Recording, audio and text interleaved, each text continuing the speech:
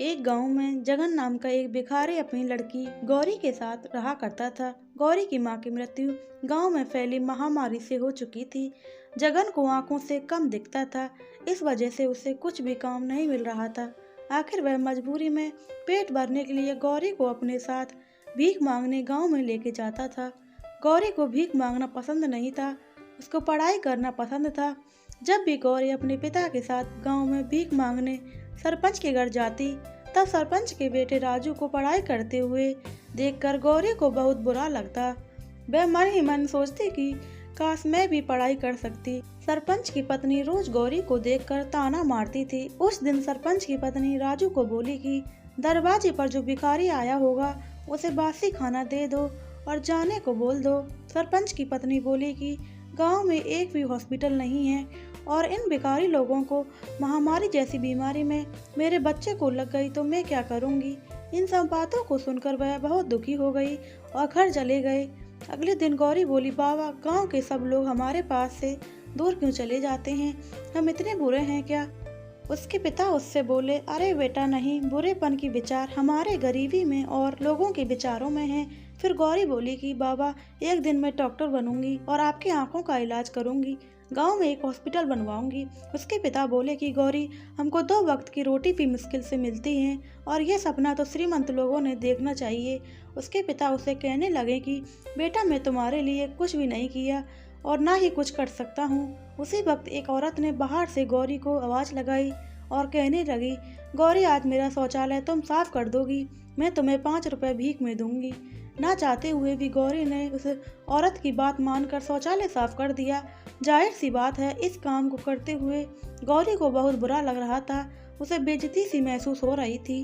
गौरी ने निश्चित किया कि अब वो किसी भी डॉक्टर बन के दिखाएगी। फिर एक दिन गौरी उसके पिता को लेकर मंदिर गई और उस मंदिर के पास एक रहीम चाचा रहते थे। गौरी उसके पिता को रहीम चाचा के पास छोड़ कर आई। कुछ दिन खुद खिलौने बेचकर पैसे कमाने लगी। एक दिन गौरी गांव की शिक्षिका रेनू दीदी को मिली और गांव के सरकारी स्कूल में पढ़ने के लिए जाने लगी। रोज गौरी स्कूल में से आकर खिलौने बेचकर पैसे कमाती और अपने पिता को भी संभालती। गौरी रात रात भर पढ़ाई करके स्कूल में अच्छे मार्क्स ला के पास होने लगी। यह सब देखकर सरपंच की पत्नी और गाँव वाले आश्चर्यचकित हो गए। वह सब गौरी और उसके पिता जगन से जलने लगे। सरपंच की पत्नी सोचती है कि यह भिखारिन लड़की कैसे पढ़ाई करके डॉक्टर बनती है, मैं भी देखती हूँ। गौरी हर साल अच्छे मार्क्स लाकर पास होने लगी और रेनू दीदी उसे पढ़ाई में मदद करने लगी। धीरे धीरे साल बदल गया। अब गौरी बड़ी हुई और उसने अपनी मेहनत की थे, पढ़ाई पूरी की। आगे डॉक्टर का शिक्षण और आगे कॉलेज में एडमिशन लेने के लिए उसने एग्जाम दिए और उस एग्जाम में गौरी टॉपर बनी। उसकी सफलता से रेनू दीदी और उसके पिता बहुत खुश हो गए। गौरी उसके पिता अपने पिता से बोली, बाबा मुझे स्कॉलरशिप मिली है, पर गौरी को आगे की पढ़ाई के लिए दूसरे शहर में जाना पड़ रहा था। गौरी उदास हो गई। रेनू दीदी उससे बोलने लगी कि गौरी तू टेंशन मत ले, मैं सब संभाल लूंगी, तू शहर जाकर डॉक्टर बनकर वापस आ। रेनू दीदी ने बाप की जिम्मेदारी ले ली, इसलिए वो निश्चिंत होकर पढ़ाई करने के लिए चली गई। बहुत समय बीत गया पर गौरी की कुछ खबर नहीं आई। कुछ साल बाद गांव में फिर से महामारी की समस्या आई।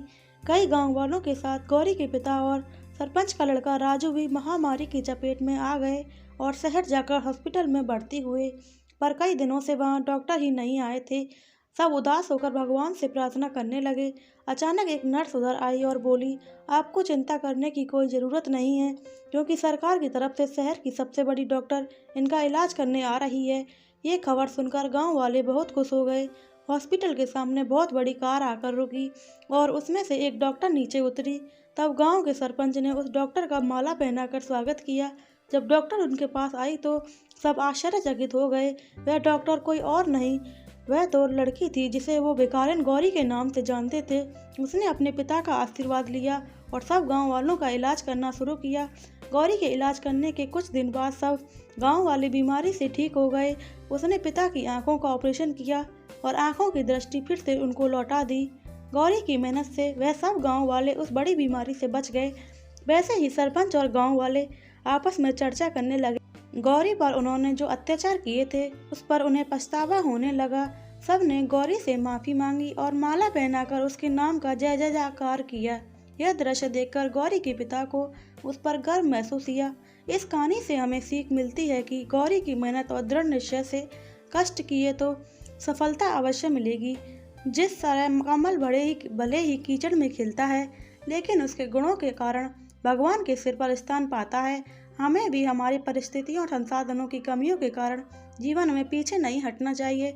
ये अच्छा लक्ष्य निर्धारित कर उसके लिए जी जान से मेहनत करनी चाहिए। प्लीज़ दोस्तों, वीडियो अच्छी लगी हो चैनल को सब्सक्राइब करें, वीडियो को लाइक करें, कमेंट करें और शेयर करना बिल्कुल ना भूलें।